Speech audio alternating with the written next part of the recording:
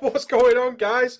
Oh, today is a day of days. A lot of you guys requested this, and I sort of held off for it for a little while. As many of you know, Warrior is my favourite all-time class in World of Warcraft. I absolutely love the Warrior. And many of you requested the Fury Warrior video. And this is the Fury Warrior video. Okay, so we're going to be doing a little bit of Fury today. Now, first, before I say this, when I played Fury previously, I raided as Fury for a little while as well, at 25-man, and doing Heroic Leech King, etc., getting towards Shadowmon.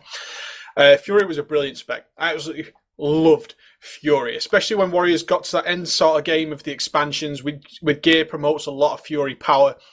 We had very few keys. We had sort of Bloodthirst and Whirlwind, and then Cleave and Heroic Strike to manage in between that with some slam procs.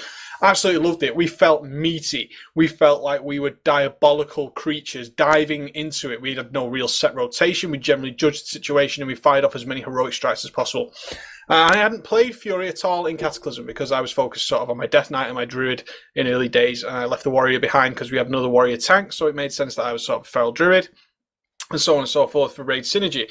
Now, I've played Fury over the last few days, and I have to say I dislike the changes Blizzard made quite heavily.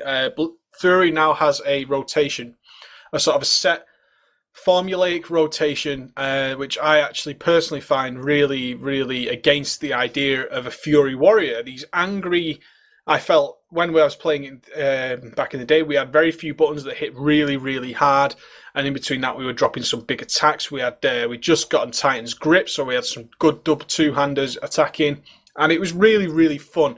Now it doesn't feel as meaty. It doesn't feel like we're hitting as hard. The damage doesn't seem to be as impact, if you know what I mean. There's a lot of impact with the Fury Warrior back in the day, and that seems to have been lost for me a little bit. So I held off a little bit. Another reason I held off is that I didn't have any Fury gear. I was a tank. I tanked all the way to level 85. I love tanking. You guys know that if you've been watching my videos and checked out the rest of the videos on my channel. Tanking is where my heart lies. And Fury, when I went Fury and I was cleaving down big packs and pulling sort of ridiculous damage, it felt tough. It felt hard. It felt when I hit that cleave, I was really smashing the mobs to pieces.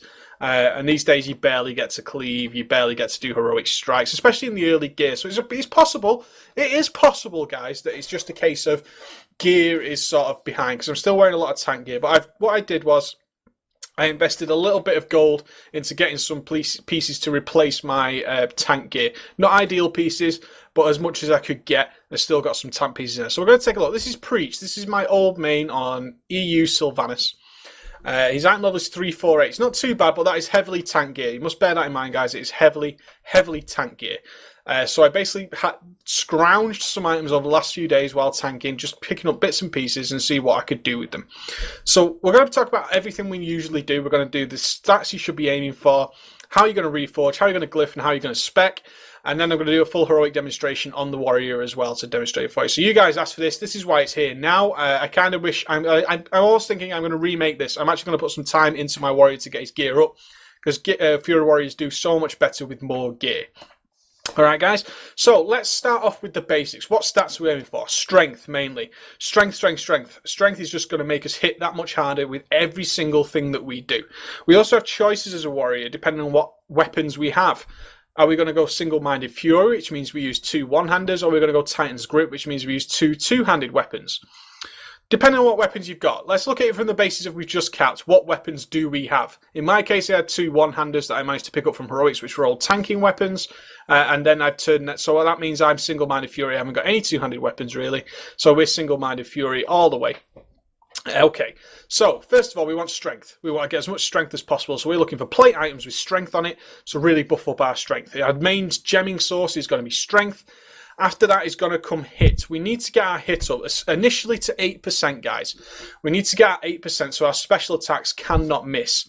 8% hit in this tree here. If you look in melee and you go to hit and you look at the percentage, we want hit to get to 8%. That means that our Bloodthirst and our Colossus Smash and our Raging Blows and our Slams are all going to hit. That means they're never going to miss. We then need to get our expertise up to 26. As you can see, I'm at 25. I have a 0.25% chance to be dodged. When we're attacking from behind as a melee class, we need to be attacking from behind. Nothing I could do about that. That's the most expertise I could get. So we're going from strength, and then we want hit, and then we want expertise.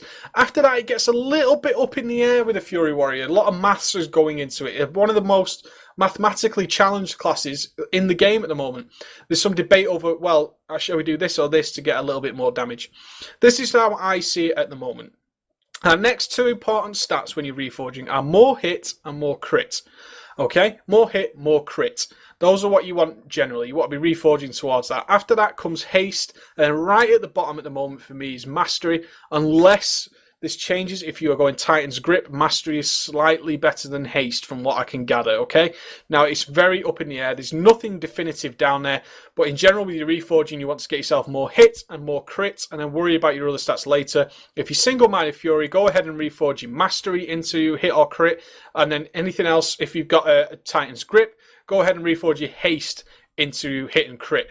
So go with those baselines, guys. Get your hit up to 8%, then get your crit, your expertise up to 26, or as close as you possibly can, and then start thinking about getting more crit, and then deciding should you reforge away from haste or should you reforge away from mastery, depending on which weapons you've got. That's where it's going to come down to, okay, guys? Very, very simple idea. Stick to those basic guidelines for now, and we should be okay. So, why do we want our hit to go past 8%, more importantly? Why does that become important later in the day? A lot of our damage generate white damage. White damage means the attacks you're doing while your weapons are just swinging. While we're just stood in front of a mob and we're swinging our weapons, white damage is those attacks, not special attacks. Everything else is called a yellow attack or a special attack. That's your bloodthirst and your raging blows and your slams. White damage is the damage you just do by swinging your weapons. Now, with a warrior, because of how our rage system works, the more white swings we connect with, the more rage we get to do more things, such as extra heroic strikes, make sure our rotation doesn't suffer at any point. That's why it becomes more important. And essentially, you want to be trying building towards 17% hits, which is then going to cut down all that sort of wasted damage and give you a lot more rage so you can do more things with your character. All right, guys? So let's look at our items. In general, I've put some enchants on here just to try and buff it up because I'm really trying to give you a decent demonstration, and warriors do require a bit more gear to do a decent demonstration than other classes. So if you look here, I've gone for a strength gem. They happen to be a red slot, so we picked up 10 haste. I've enchanted some strength on there, just the basics, nothing expensive. And then I've reforged away that mastery, because I'm single-minded Fury, into expertise to get my expertise up. I had no expertise items at all. If you check my armory, the armory is in the link below, obviously. And any questions about my UI, just check my channel and type Preach User Interface. You'll find my UI there.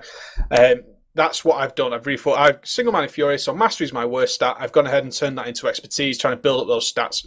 Now, as you can see straight away, we've gone into it. I'm wearing a tanking belt. It's a parry dodge belt with parry mastery and mastery gems in it with 15 stand bonuses. Really not ideal under any circumstances. And you can see the same with the legs. It's really just, these are tanking items. I've not gone ahead and reforged them or anything like that. I see the same with the braces. These are tanking. They're reforged to parry. I'm leaving them there because I primarily tank on my warrior, and hopefully through a couple more runs I'll be able to replace those items with actual DPS items. Alright, guys? So ignore those for now. Let's move down to what I spent my points on. Headless Horseman is out, by the way, so you can go and grab yourself a really cheap ring. I did that on my very first run. It's got crit and haste on it. Obviously, crit is the best stat. Turn my haste into expertise. My guy is an enchanter, so I've managed to enchant my rings with 40 strength, as I've done there. There's a haste mastery ring. Go ahead and turn the mastery into expertise. And I've got as you see there, I've managed to put a dual crafting gem in there. Unfortunately, as the rest of my items also had tanking gems in there, such as 6-7 mastery and the same in the legs, I could only put those in there. So I've done the best I can, guys, to give you a decent demonstration. First thing I do if you're gearing your warrior, your Fury warrior, is pick up this trinket straight away. This trinket is so ridiculously powerful and so cheap to get. It's going to be better than most other item upgrades you get. It's got a ton of hit on it, which we need all that hit, and it gives us a huge strength bonus. If you're not sure how powerful this trinket is, it actually stays pretty much best in slot until way into raid content with heroic trinket drops. Get that item as quickly as possible if you've got a fresh Fury warrior, alright, guys?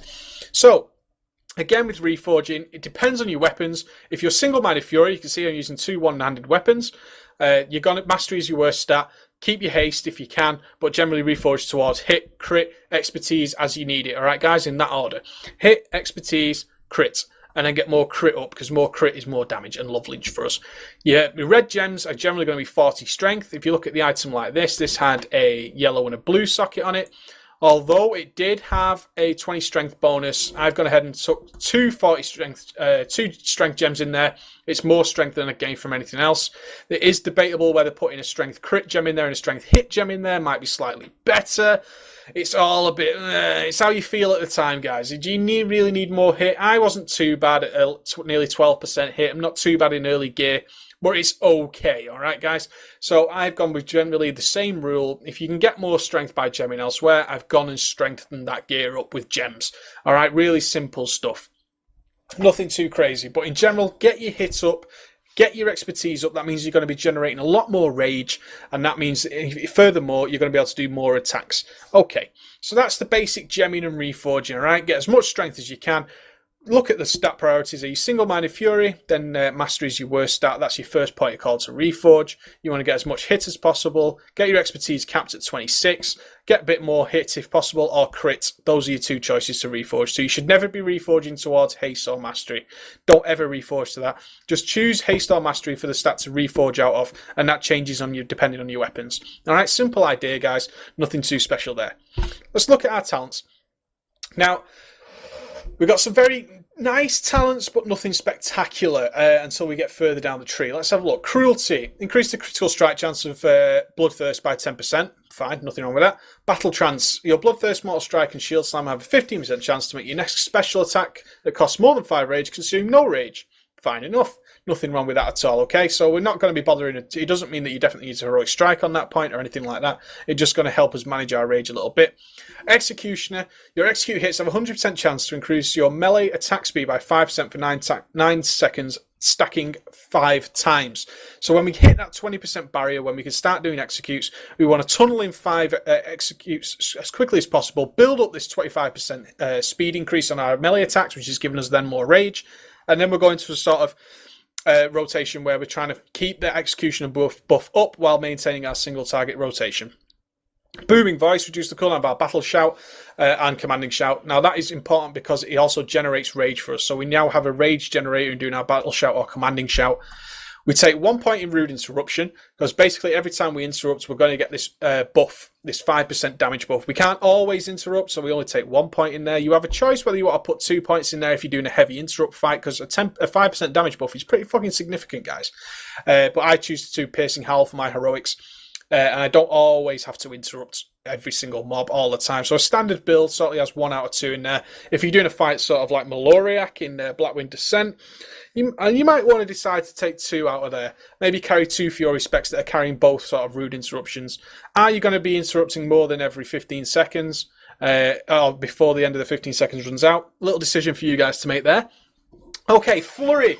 This is a sort of attack that we don't need to worry about. Increase your attack speed by 25% for your next 3 swings after dealing a melee critical strike. So now you can see how crit becomes slightly more important, all right, guys?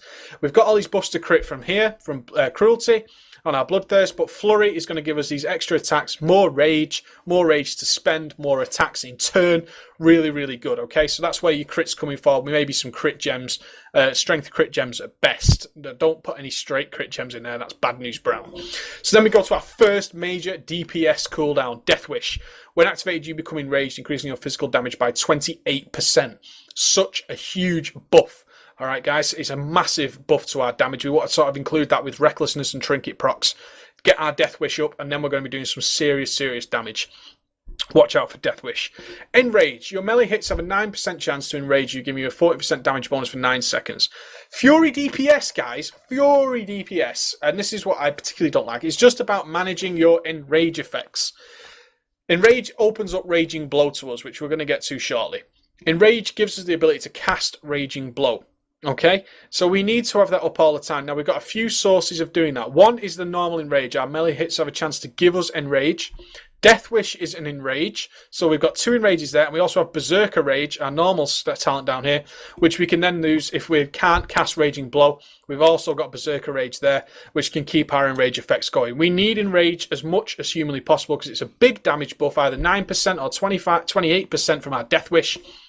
You need to keep that Enrage effects up as much as possible, filling that in with Berserker Rage. Berserker Rage has a very low cooldown, so that's why we do it. We then come down to Raging Blow. A mighty blow that deals 161% weapon damage from both melee weapons can only be used while enraged. And this is all going to be part of our set sort of formulate rotation that Blizzard has put out for us, alright guys?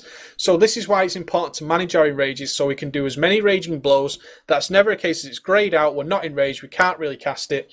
Really, really bad situation if we can't cast Raging Blow. So we have Death Wish, we have Enrage on its own, and we also have Berserker Rage to make sure we can get Raging Blow active. Alright guys, so I definitely recommend that you're on your add-ons, if you're using something like Class Timer that already has Enrage on it, but you can see a bar with a countdown to when Enrage is about to expire, just so you can manage that a little bit better.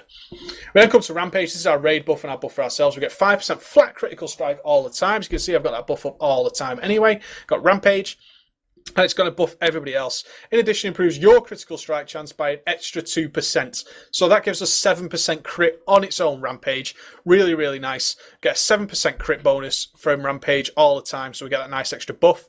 We've got Heroic Fury, removes any immobilization effects and refreshes the cooldown on your intercept. If we get trapped or stuck, or we just generally need to jump between mobs very, very quickly, Heroic Fury is going to allow us to do a couple more intercepts and move between mobs. And what have we always said in the past, guys? The quicker you get to the mobs, the more damage you do. The faster you get there, the more damage you can start doing. Every time you're not in melee range, you are not doing damage, and that is bad. Don't want that. Meat Cleaver. AoE as a Fury Warrior now is not great, and it used to be amazing. Damn you combat rogues who now basically replaced Fury Warriors as the awesome source, the absolute balls to the wall of AoE classes. Combat rogues absolutely dwarf us. Let's read what Meat Cleaver does. Dealing damage with Cleave or Whirlwind increases the damage of your Cleave and Whirlwind by 10% for 10 seconds. So when we're in an AoE situation, we're going to drop Slam, pretty much, or whatever, to replace that with Whirlwind. And we only cleave or Heroic Strike above sort of 75 rage out of 100. And it's the only time we can afford to do it, so the rest of our spells don't go on a lockdown where we can't afford to cast them. So don't worry too much about the cleave effect unless we have a lot of incoming damage, which is rare, then we're not going to really be able to cleave. So we're just going to try and slip Whirlwind in there while we're doing AoE so it hits all the other mobs.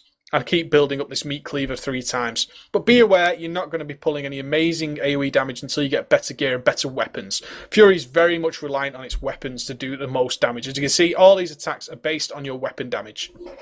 Intensify Rage just reduces the cooldown of your Berserker Rage and Recklessness and Death Wish by 20%. Awesome. It's faster, it's more rage generation, it's quicker back on the cooldowns. Happy days. Blood Surge, this is our other talent from Raging Blow moving down. Your Bloodthirst hits have a 30% chance of making your next slam instant, free, and deal 20% more damage. That is the only time we're going to be casting Slam, is when we have these Blood Surge procs. We are never going to cast Slam at any other time, because while we're casting Slam, we are not attacking. Don't ever cast Slam. In terms of it actually casting, only use it with Blood Surge, alright guys? Only use it with Blood Surge. This is for Fury, it's different for Arms, but for Fury, only cast Slam when we have a Blood Surge proc. Only. Skirmisher, reduce the cooldown of your intercept by 10 seconds, your Heroic Leap by 20 seconds. Couple of reasons there. One, again, we can get to the mobs quicker, and Heroic Leap actually does some damage, guys. So if we're in a rage start situation, use these things like Heroic Throw and Heroic Leap just to buff up your damage. Why not? Why the hell not? It's not going to cost you anything.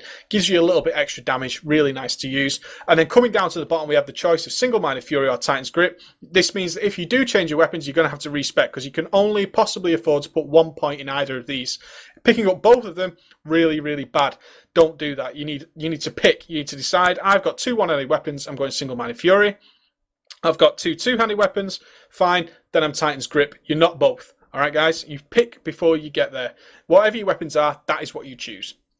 In Protection, we pick up Insight. Increase the critical strike chance of your Heroic Strike by 10% and gives your Heroic Strike criticals a 60% chance to cause the next Heroic Strike to also be a critical strike. These guaranteed criticals cannot re-trigger the inside effect. So when we do get the opportunity to cast Heroic Strike, which is rare, don't get me wrong, it is rare, it's not all the time, it's going to be very, very rare.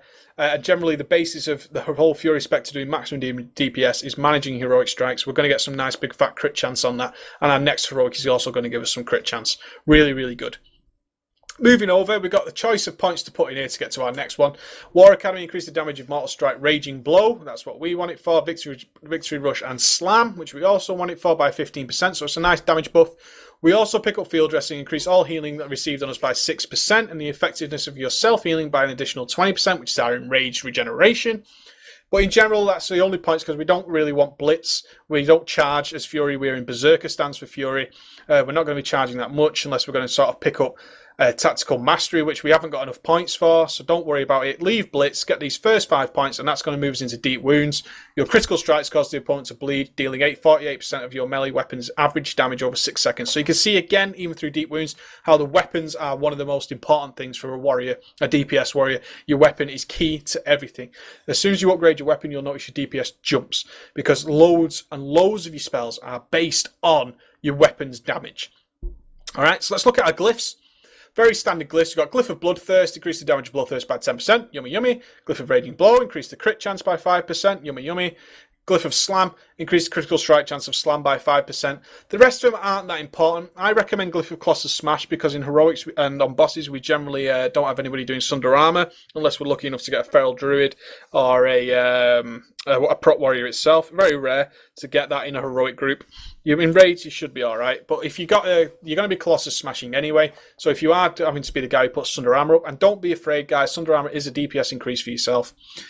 That's going to be really helpful you out, because once you've done your 3 Sunder Armors, you can just Colossus Smash it and it'll stay up all the time. Glyph of Death Wish. Death Wish no longer increases damage taken. Vital for PvE. Absolutely vital. We don't want to be in a situation where we're taking a big AoE burst that is generally survivable by the whole raid and we have got Death Wish on and we die. Lame. Dead people do no damage, guys. Glyph of Cleaving. We pick this up. Increase the targets we cleave by 1. If we do get the chance to cleave, we want to make sure we're cleaving as much as possible.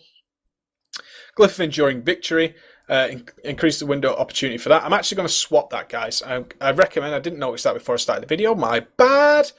Swap that with Glyph of Berserker Rage. So we get 7 Rage whenever we use Berserker Rage. I need to swap that immediately, I haven't got dust on me, but yeah, just change that Glyph of Enduring Victory to Berserker Rage. My bad, should have done that before. We also have Glyph of Demo Shout. If nobody else is doing Demo Shout, you should be. It's vital. It increases the duration of it so we don't have to do it a lot. Demo Shout is very important, guys, to making sure bosses don't kill your tank. And Glyph of Battle, increase the duration of 2 minutes, your area effects of your Battle Shout. Make sure the whole raid's getting your Battle Shout. We're not bothered too much by the duration because we're using Battle Shout to get our rage up anyway. But don't worry about it. Get that so it affects everybody. Okay? We generally do Battle Shout. If it's Commanding Shout, that's just tough titties. We haven't got it in the spec. So the only change there from your glyphs is to swap Berserker Rage for Enduring Victory. That's from leveling, pretty much. That's why that's in there. I'm going to swap that shortly. So, what are we doing? What is this formulate rotation I've been talking about? And what, how does it work? Basically, let's get into some attacks going. I'll show you very, very quickly.